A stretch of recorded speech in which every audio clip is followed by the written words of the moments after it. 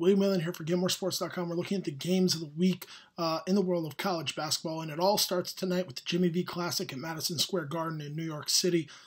Two big-time matchups against teams that in the first matchup could not be more different. In the second matchup, it's going to be a go-getter type of game when talking about the guard play. So up first, number 10 Virginia and number 14 West Virginia. The Mountaineers want to play at a breakneck pace. They are the best pressing team in the country.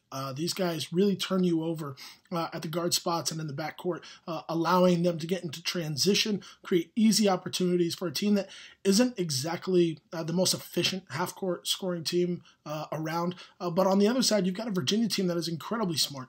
They take care of the ball, obviously with Lennon Perantes, Malcolm Brogdon. I think Brogdon is one of the least talked about stars in the country.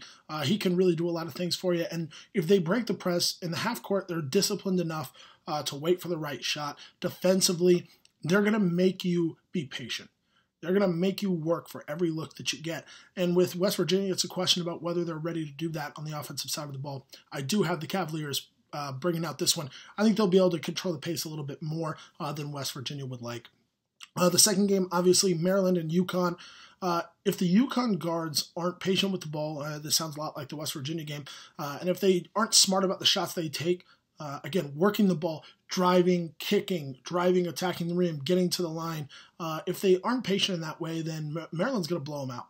Because this is a game where Maryland can go big by bringing in Diamond Stone to the 5, pushing Robert Carter to the 4, Jake Layman to the 3, Rashid Suleiman to the 2, and keeping Trimble at the 1. They can do that against UConn, but they can also go small, pushing Robert Carter to the 5, Jake Layman to the 4, and that's where Layman's most effective, and that would be a big-time problem for UConn, quite frankly.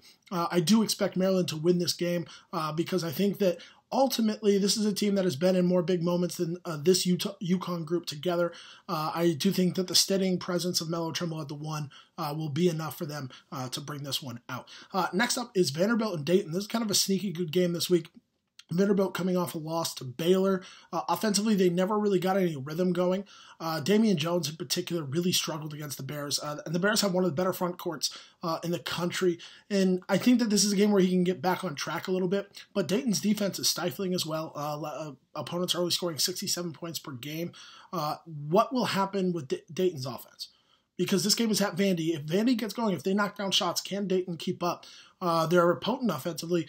But Vanderbilt's kind of on another level. It's on the road. I do expect the Commodores to pull this one out. And the last game of the week that we're looking at is Iowa State and Iowa, a big-time rivalry. This one taking place at Hilton. Hilton Magic will be in full force.